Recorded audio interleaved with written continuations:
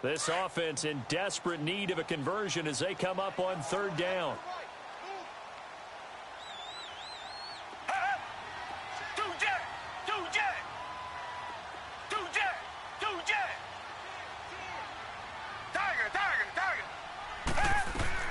Throwing on third down, Watson. And now here is another interception. A.J. Boye with a pick. And he'll take it all the way up near the 30-yard line. Thought they had something going there to break that goose egg here in the second half, but to no avail. Hope was alive until that interception. What a terrific play, taking the ball away after it looked like they were starting a drive. And now that shutout still standing. You know that's something those defensive guys hold a lot of pride on, too. No doubt about it. They're excited about where they are in this game. Benardrick McKinney there to make the stop. He has elite instincts from his linebacker spot. He's able to diagnose the run and flies in like a missile to stop that one behind the line of scrimmage. Back now in Houston.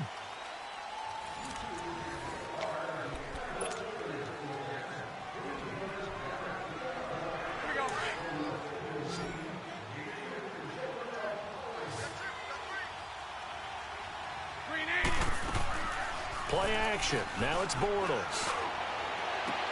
And intercepted. Maybe the turning point they need. It's the Honey Badger, Tyrann Mathieu. And he's able to take this one back to the 36-yard line.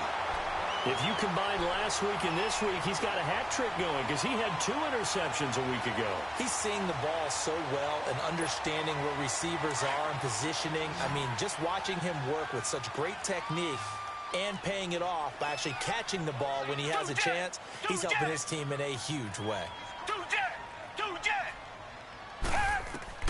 Following the fumble recovery, Watson. And my goodness, another interception. Picked up by the linebacker, Miles Jack. And the return here is stopped at the 35-yard line. And that gives him now 3 interceptions in the game. Well, someone's locked into what they're trying to get done in the passing game. When was the last time we had someone get 3 in a contest? 2011, wasn't it? Kurt Coleman? Oh, yeah, that's then right. With the Eagles? That's right. Then with the Eagles, and I believe it's against Washington and Rex Grossman. That's correct. And now the Texans are going to stop it as they signal for a timeout. It's just their first. They'll be down to 2 remaining as we step aside here in the fourth quarter. Ball up to the 35 now as they come up on 1st and 10. They'll start out on the ground. It's Leonard Fournette. And he's across the 40, 3 extra yards to the 43. 8 yards on the pickup, and now they'll have some options on 2nd and short. Well, Brandon, pace comes into play now because they've got the advantage. They've got the football, but they've got to be very careful about what speed they're going to play. You know, my music teacher back in New Paltz, Mrs. Bythema Bagley, used to say, don't go prestissimo when you really want to go largo. And what she meant by that is don't go too fast when you really want to go at a nice, slow, deliberate pace. I am speechless. I am without speech.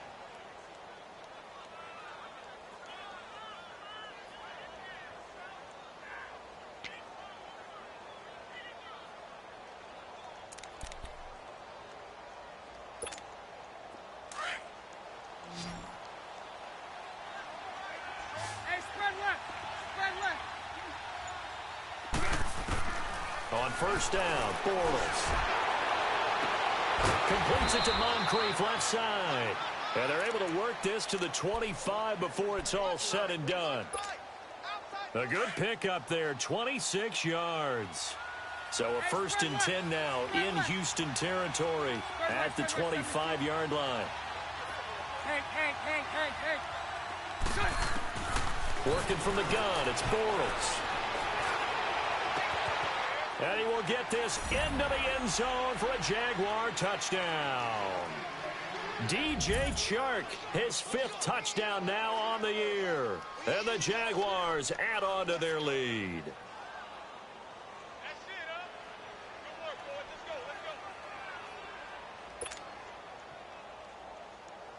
Lambo on for the extra point.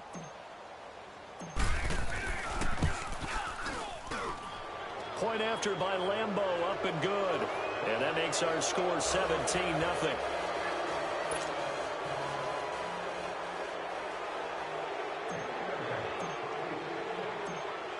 Here's Lambeau out to kick this one away. This one taken just inside the 10. And he'll take it up past the 25 to the 26-yard line. Heading out as the Texans offense as they get set to take over here. And they've sort of lost their way, partner. How do they recalibrate and get this proverbial train back on track? Well, this is where leadership really comes into play. How's the head coach handling it? The offensive coordinator? Sometimes they just make a joke. All right, guys, you had your fun? All right, throw it out the window. Yeah, let's get back on track here. And sometimes that'll work just fine. I guess it's time now to lean on that leadership. And they nearly get this all the way to midfield. Mark him down at the 49. 23 yards on the play. Richmond. Black 99, feel it. A first down carry now for Miller. And he stopped immediately there. No gain on the play. It'll be second down. And the trend continues here in the fourth like it was in the first, second, and third. He's had nowhere to run. And you're probably thinking to yourself, why do they keep feeding him the football? Well, they trust him first and foremost. They do believe that over time he might actually pop one of these runs. But bottom line is he takes care of the ball well for them, so they'll keep handing it to him. Richmond. Now Watson looking to throw on second down. Oh, look at Thomas wide open. And he'll be brought down somewhat awkwardly here, and a late flag as well. I think this one's going to be a face mask.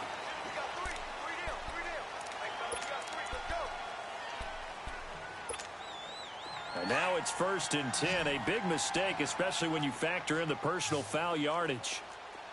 Richmond.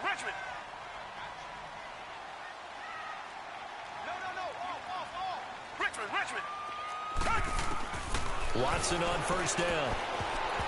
And his throw is incomplete. Artie Burns, former first-rounder, there to break that one up. Another wayward pass. You know, things started out poorly in this game, and to be frank, they just really haven't gotten much better. And all that does is embolden a secondary. They feel good about what's going on, and they just play better and better. Let's go, Mike 50. Come back. Throwing again is Watson. Flush to his right. Powers through. Eluding the pressure right. And he maybe makes it back to the line of scrimmage. That's it. All in all, no gain on the play, and it'll bring up third. Well, the defensive guys won't be real happy because there won't be a sack on this play because he did get back to the line of scrimmage. But what a job they did overall. Hemmed him in and gave him nowhere to go with the football. The Texans on third down. They've only converted once in 4 tries. This is 3rd and 10. From the gun, here's Watson. And now here is another interception. Picked off by the linebacker, Miles Jack. And he's going to be taken down here with a penalty flag on the field. So the special teams penalty cost some yardage there as they come out on 1st and 10.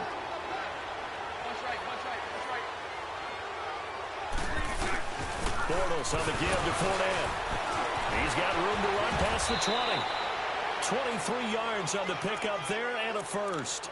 Well, that looked like an example of what you said back in the first half. A running back of his size can really wear down a defense. I think he's starting to do that. I think you're exactly right. And know what else he's doing? He's inspiring the rest of his team because they see this starting to happen as well. So that means they're going to redouble their efforts to help him out. Extra blocking, getting downfield, helping him out. It's a 6-yard gain on the ground, and that'll make it 2nd and 4. I have to chuckle to myself a little bit, Brandon, because right now I could be in that huddle with that offensive line. I know exactly what they're saying. If you call a pass play here, we're going to call a timeout. Run the football. We've got control of this thing. Get him behind us and let's go. Their time to shine. Lucy.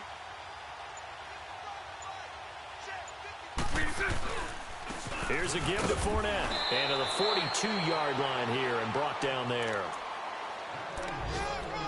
Time for a break. We'll come back and see this one out after this.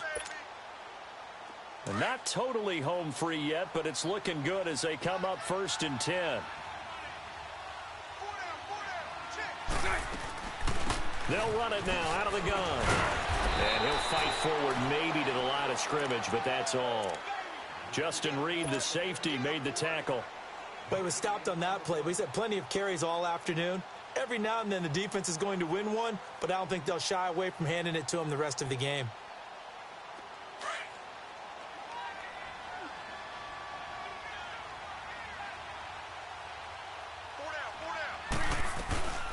They'll run it now out of the gun. And he will be brought down at about the 43 that time.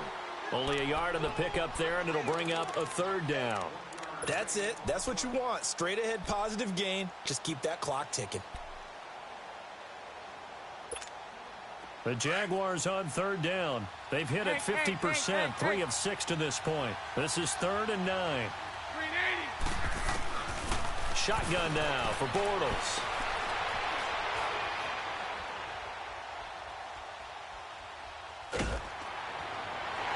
Took the contact as he was throwing it, and the ball drops incomplete.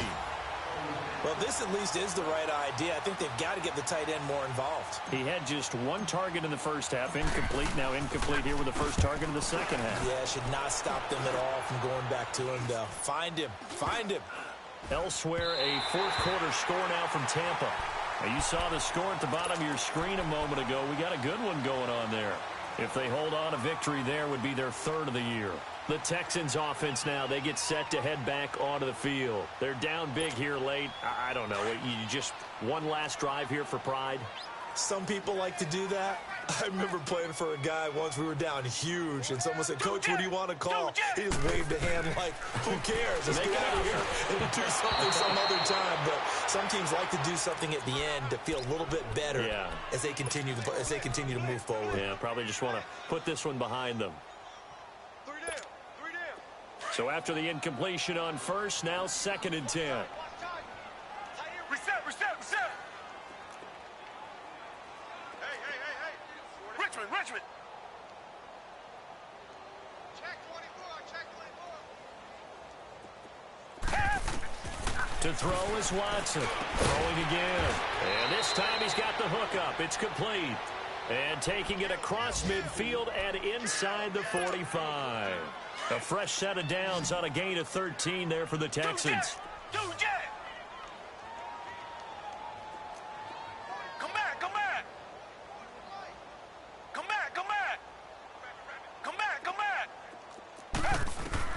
On first down, it's Watson. It's a short one here, complete to his tight end. And he's going to get this inside the 30. 15 more there, and they're on a roll. It's another first down. Now you've got to hustle your guys to the line and get them set. On 1st and 10, Watson. Catch here, left side, Thomas. And he'll take this one in for a Texans touchdown. Demaryius Thomas, his first touchdown on the year. And the Texans get a bit closer. And it's 17-7. Now the Texans will use one of their 2 remaining timeouts, as it'll come with 15 seconds to play in the ballgame. Fairbairn now to kick this one away.